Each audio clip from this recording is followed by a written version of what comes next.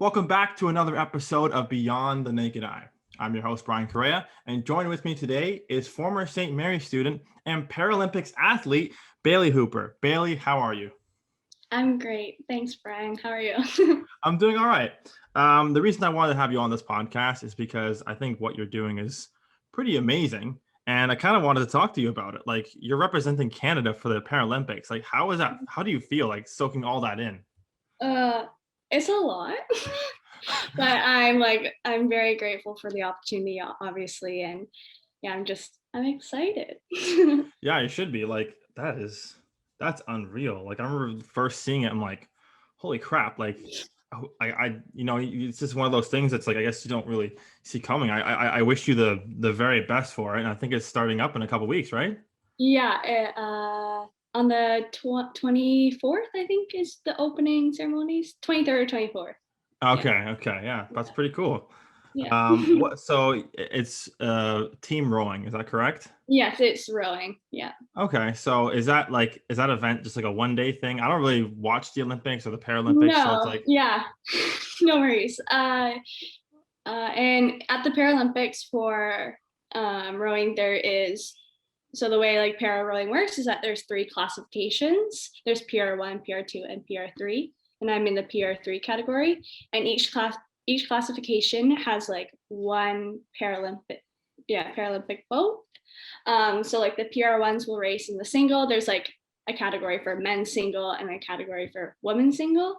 And then in the PR2 category, there is, it's called a mixed double. So it's like one male, one female rowing together. And then in my category, our boat is the mixed Cox 4. So there's two guys, two girls, and yeah. wow. And we have a coxie, so she like steers and calls the race for us. So yeah, it's cool. I love it.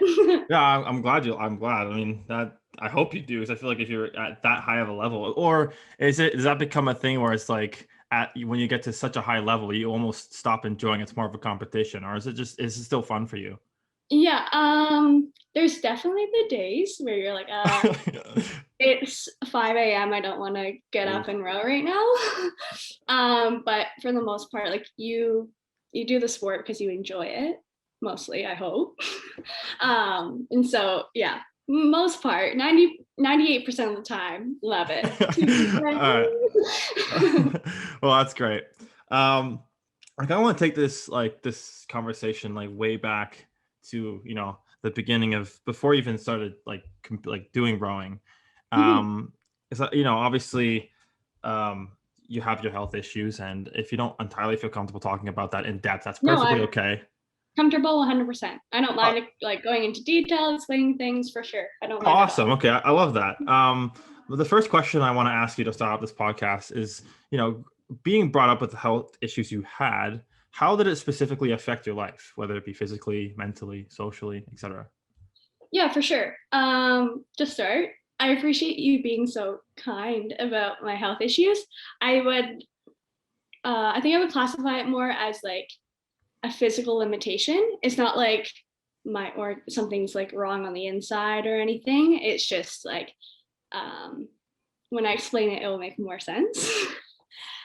So yeah, I guess I'll go from there. So I was born with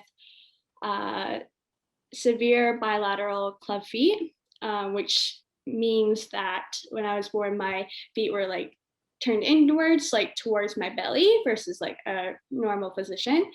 And along with that came like a lot of casting to try to like straighten them out like over time. So like the first year or so of my life, I was in casts, and then you would like soak them off and get new cast on, and it was a very long process. And unfortunately, with bilateral club feet, usually one turns out better than the other.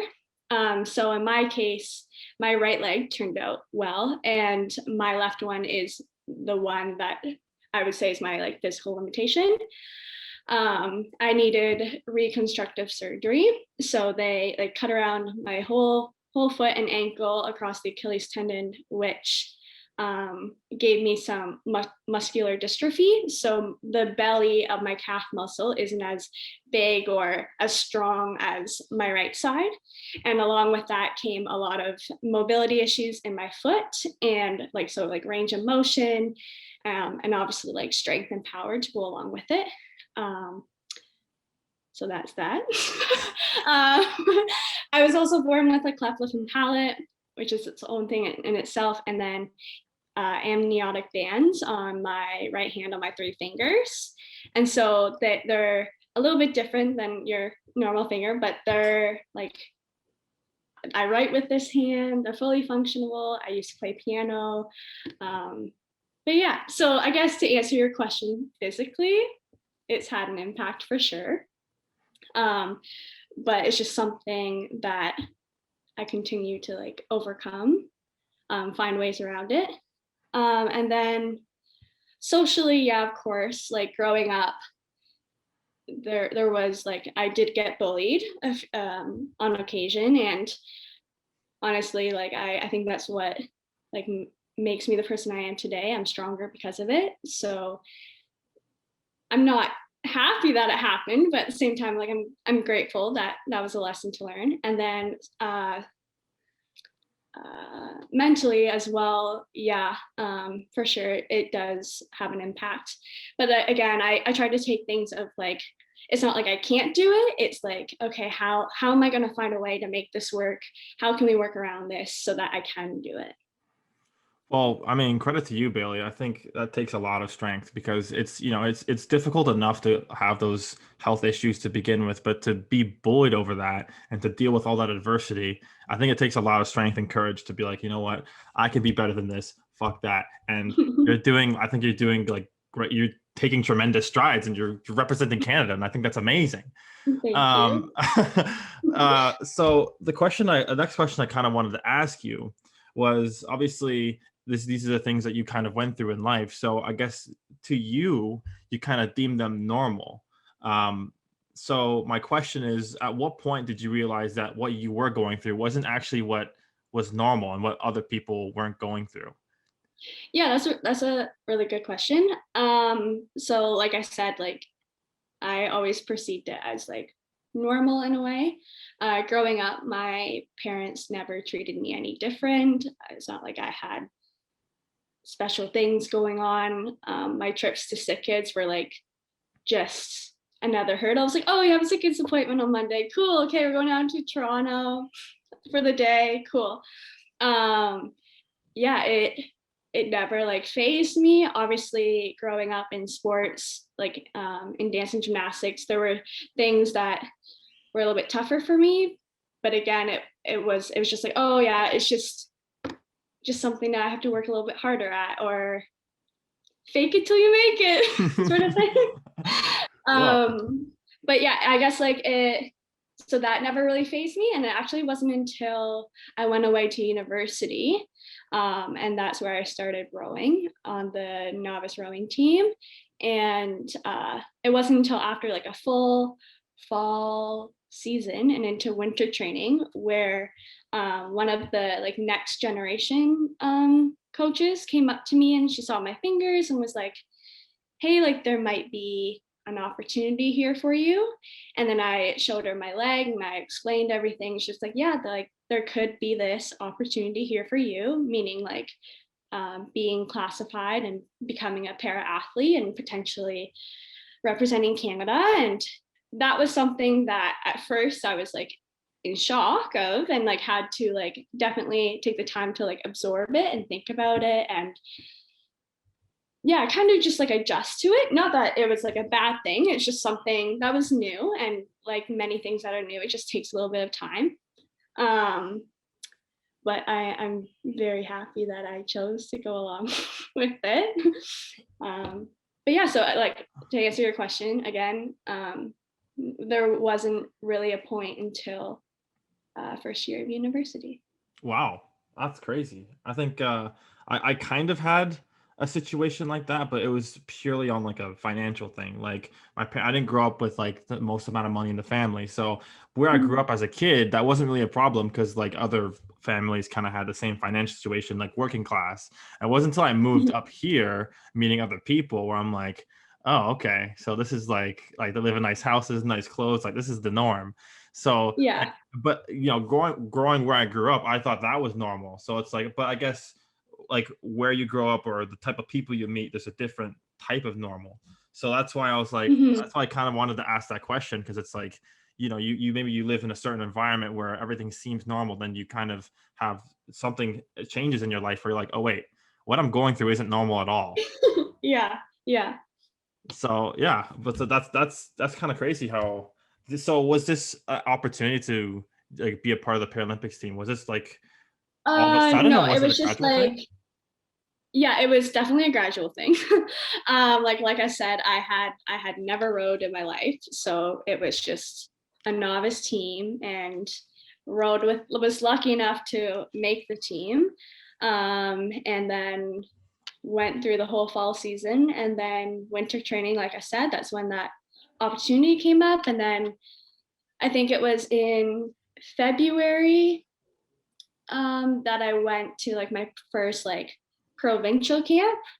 Um, and then and then in March, I went to my first like national team camp that was like out in BC. Um, but at that time, I still wasn't classified. And then national team trials were in June of that year, and I went to that regatta, and that's where I got classified and was confirmed domestically that I would be a para athlete. Um, and from that race at trials, I was invited to the national team. And then in August of that year, I raced at World Championships.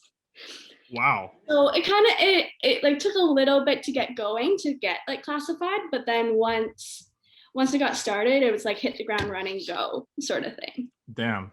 Was that Mhm. intimidating for you? Or were you up for the challenge? Um, I'd say I'm always up for the challenge. Oh, I respect that. But it's definitely something that I wasn't um, like expecting.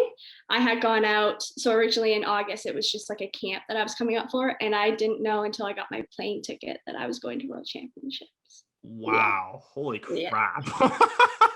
yeah, yeah. Uh, that's crazy. hmm Wow. I must have. What were you like when you got the plane ticket? What was going through your head?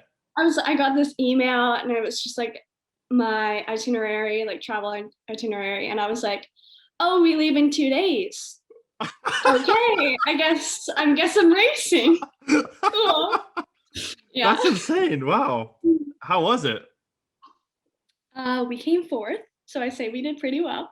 Yeah, that's pretty Yeah. good. How was that whole experience overall? It was a lot. Definitely like that being my first international race and first senior international race. And honestly, within the top 5 races that I ever had done with rowing. So it was just like it was a lot. But I was just trying to soak in every moment because like you never know what's gonna happen next. And like my teammates are wonderful, so supportive, so inspiring too. Some of their stories are unreal. And like the para world champs is at the same time and same venue as like the Olympic side. So it was great to like travel with the Olympic team and get to see them race and start knowing some names because I was still a newbie and didn't really know a whole lot. So yeah, it was really cool. Yeah. Yeah, that's crazy. That's such an awesome story. I'm like, you just went from nothing to like, all right, here's your itinerary. Best of luck. Yeah. Well, one thing I actually wanted to ask you was, I know that you have a little bit of a knack for sports and athletic activities. So I know you were a provincial champion in gymnastics and a national Mhm. dancer. So Yeah. my question is, especially having your health issues, what got you into sports? I'd say my parents. My mom was a gymnast growing up and then a dancer later on, and she went to school for dance. And my dad was a track athlete growing up, and then he went away for phys ed, and my parents opened up a dance and gymnastics facility, and my dad owned at the time a personal training gym. So my mom still owns the dance and gym studio in town. So I think just right out of the womb, I was in the Mm. studio, in the gym. I actually think I spent more time there than I did at home, and fell in love with dance right away. Um, yeah, when I was first born, there like we didn't have the gymnastics facility at the time. It was just the dance studio.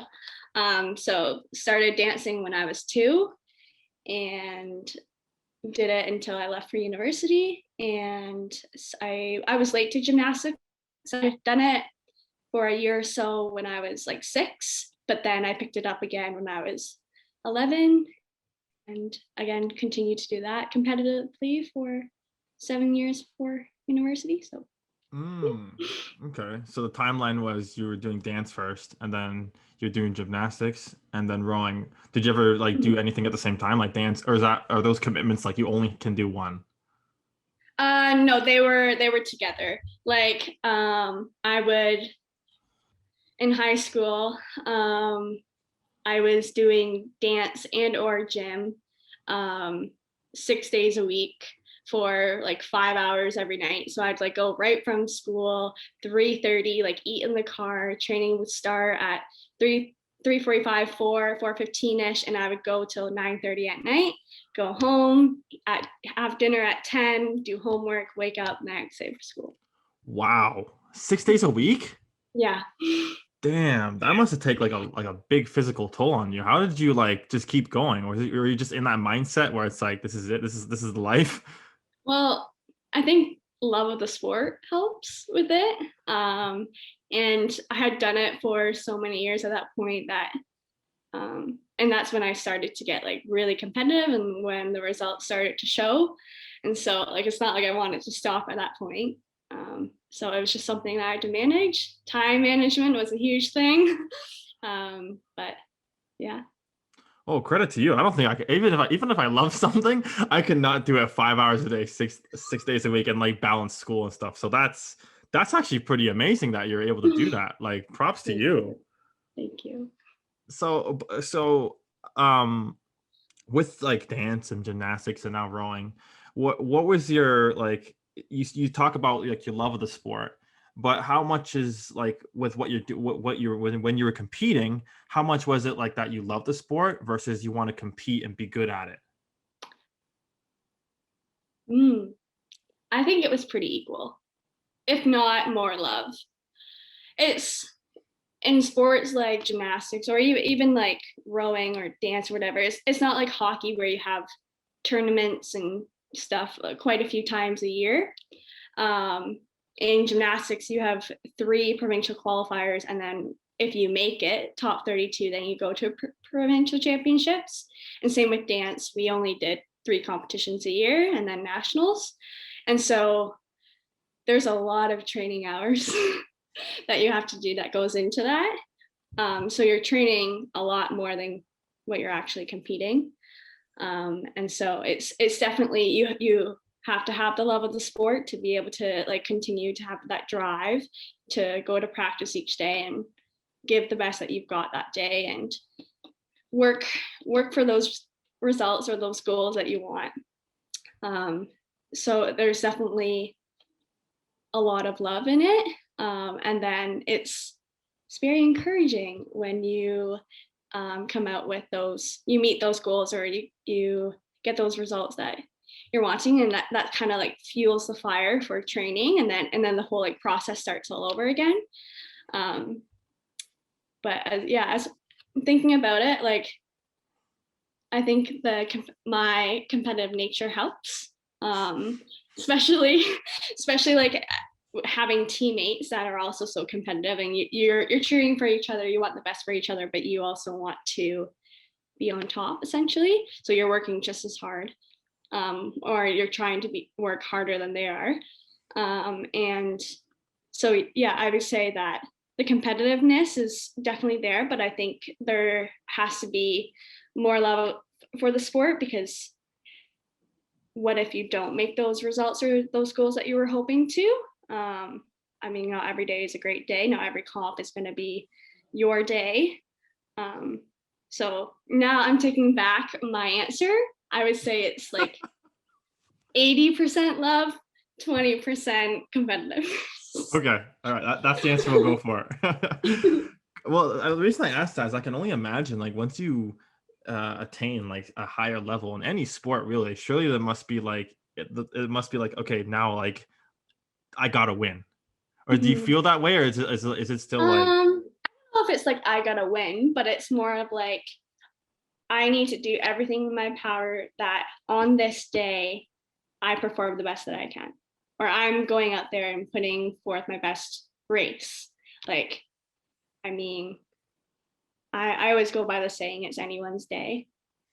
Um, and, but yeah, the being competitive, yeah, you do want to be on the top of the podium for sure. But again, it's anyone's day. You never know what's going to happen. So many things that could happen, so many what ifs and such. So mhm. again, anyone's day. Well, you know what? I hope you get a top of the podium. That'd be so cool to see. Like, represent. That'd be so cool. So I gotta be honest. Like, gymnastics and dance or rowing aren't really sports I know much about, and it's not that I have anything against it. I just don't really. No, yeah, I thought it's just not something I really watch. I'm more of like a soccer kind of guy. for sure. But with those sports, could you tell me, like, when you reach a certain level, do you have to deal with a lot of people with egos?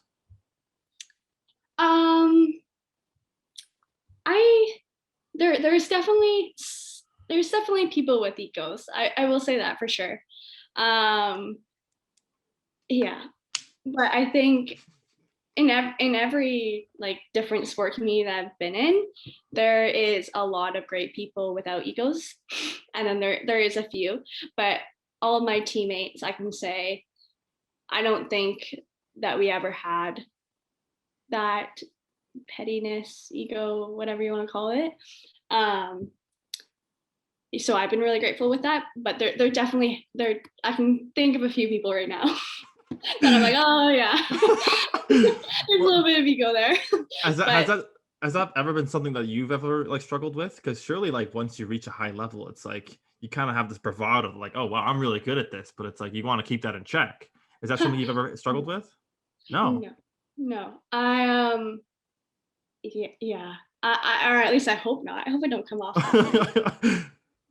Um, yeah, I just like I think in sport it shouldn't matter how good that you are. There's always room for improvement. And I think that if you're up at that level, you are a um, like a leader for the rest of the team or the country or whatever it is. Like you should act like how a leader would act. Um, I don't know. That's just my point of view on it.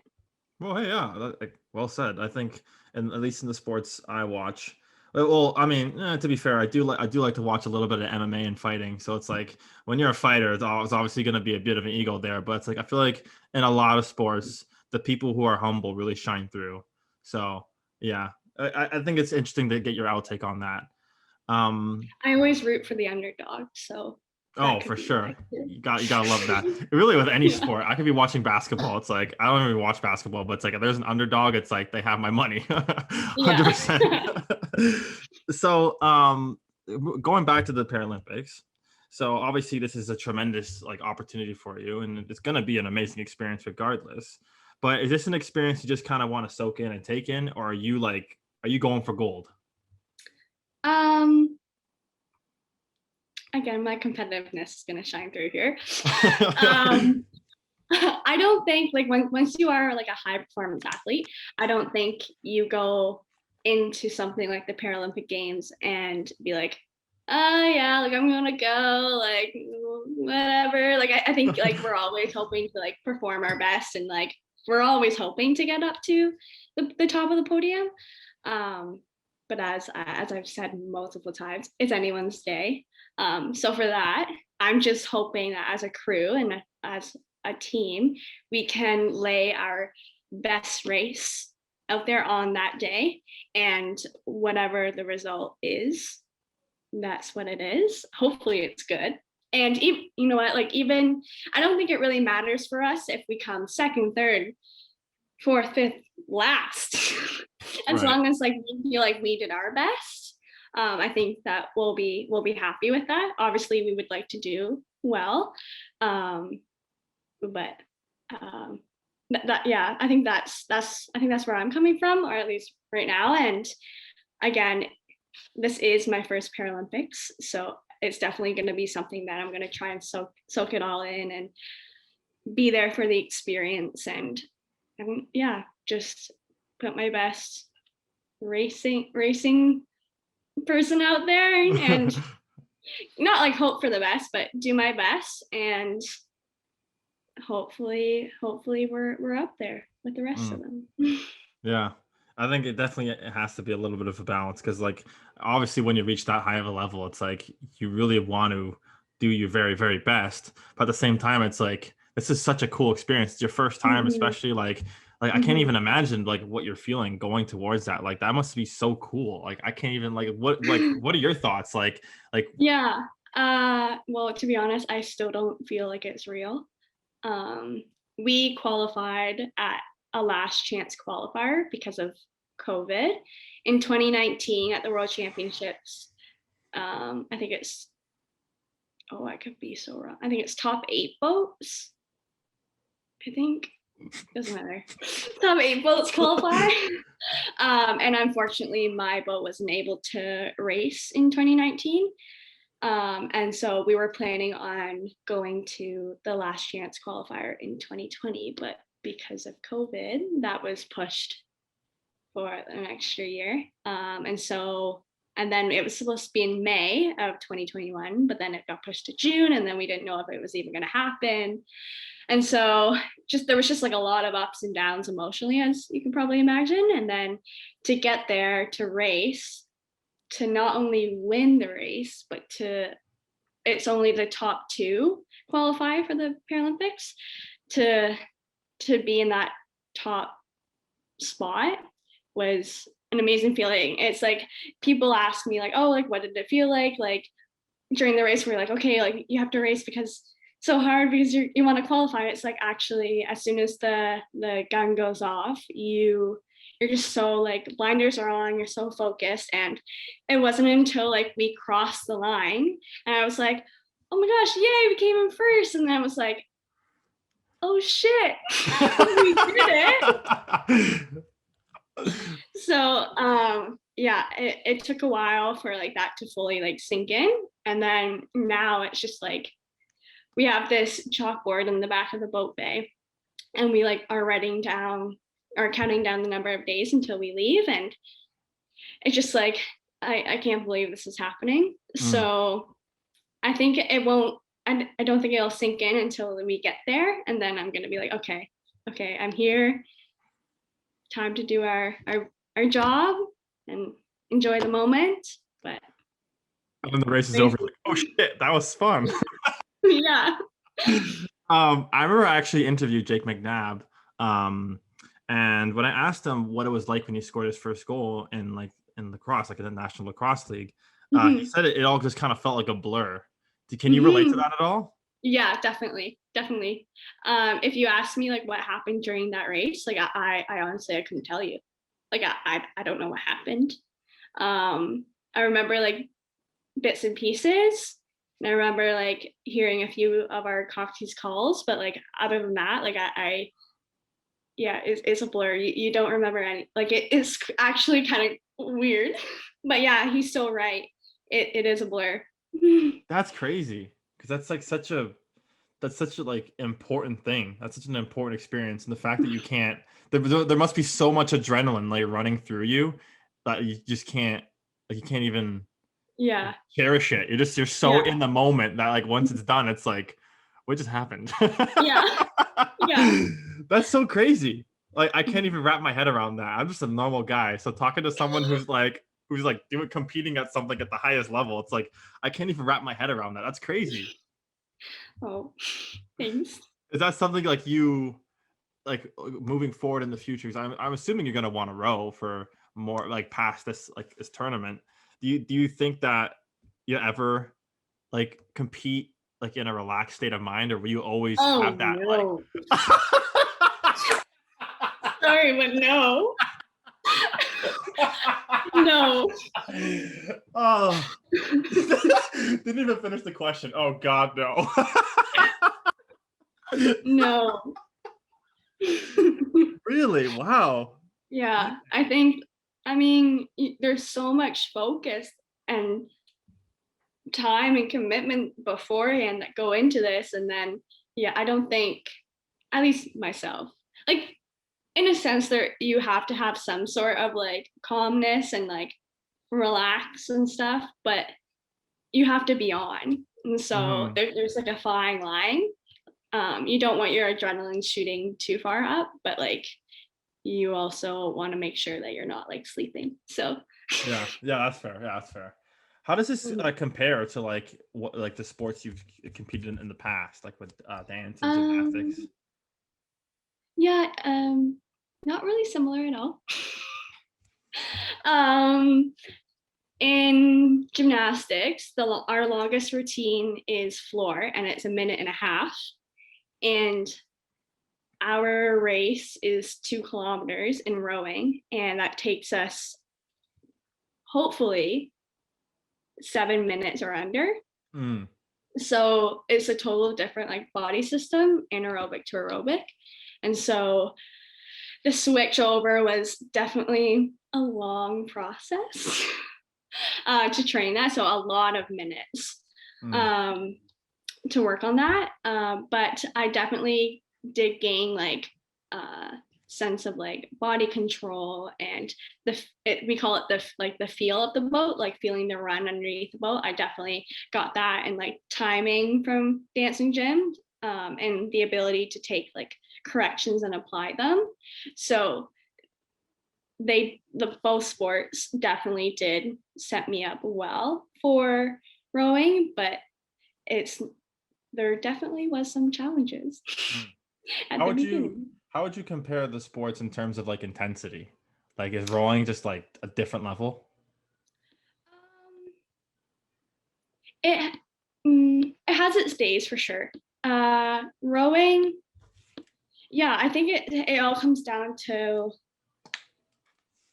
the amount of time. Like in gymnastics and dance, it's more like explosiveness, Mm. and like it's so like quick muscle fibers like going. And where in rowing you do want to have those quick muscle fibers firing, but it's over such a longer period of time that you're going to use those slower muscle fibers as well. So it's definitely different. Mm. Yeah, that's fair.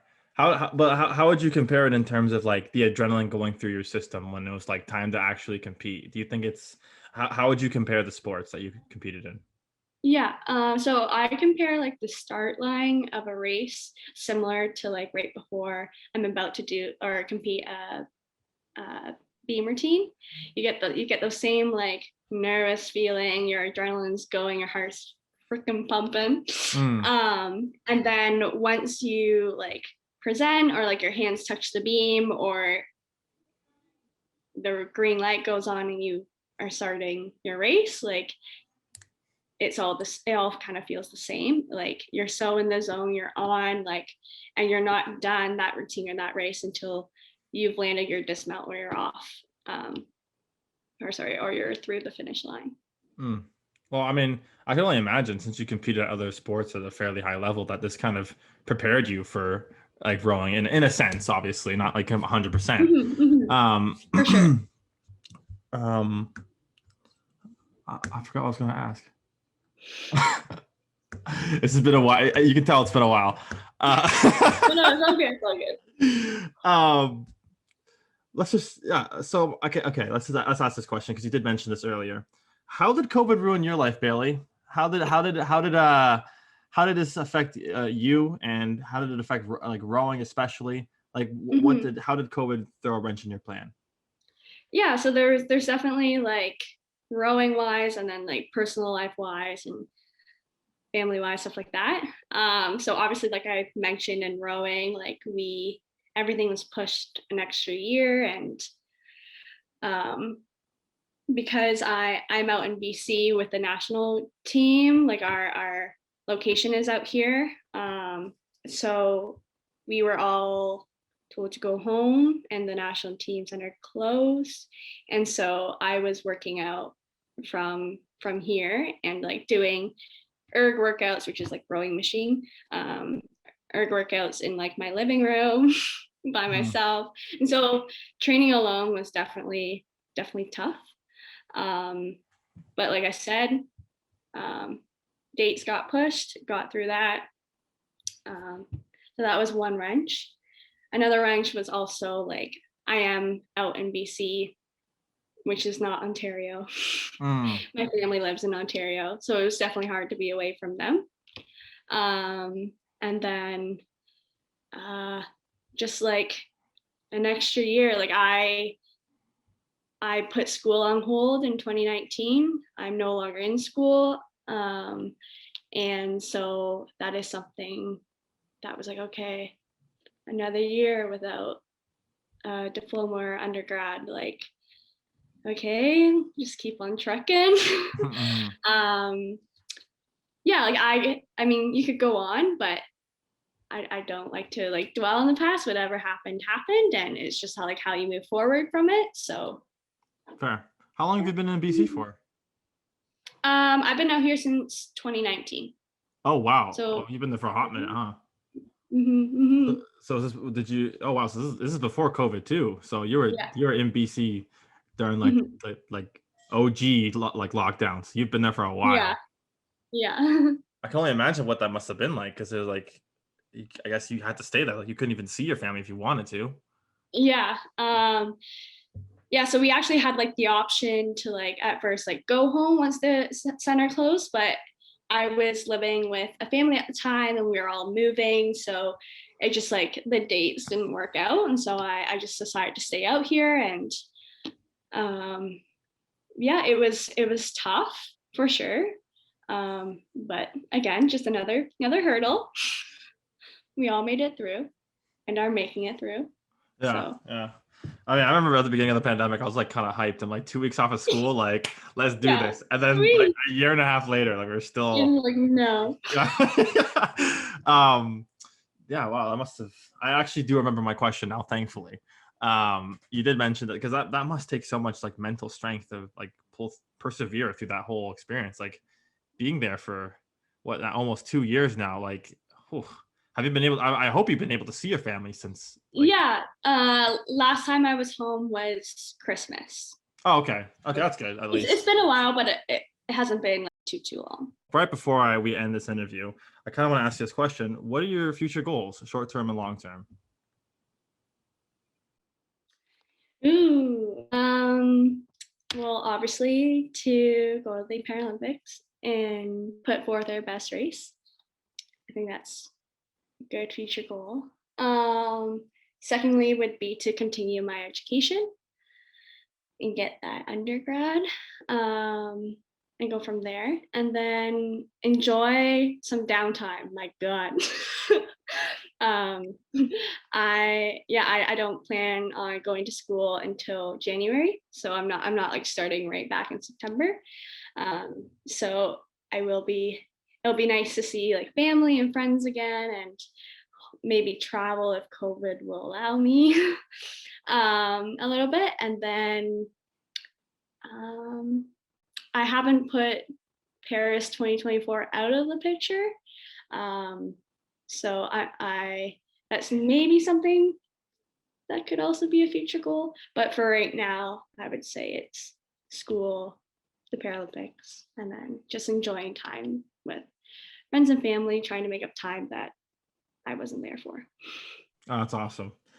When is do you know what day you're going to be competing specifically? Because it starts on the 24th, I believe. Yeah. So I start racing. Um, it's the 26th here. So it's like early morning Japan time the next day. Mm, okay. But it's the 26th Canada time. Okay. Mhm. Well, Bayleigh, I wish you the best of luck with that. Like genuinely, I know you just kind of want to put your best foot forward, but I really hope you get the gold. Thank you. Thank you. Well, that's been another episode of Beyond the Naked Eye. Thank you so much for watching. I'm your host, Brian Correa. Please like and subscribe, and we'll see you next time.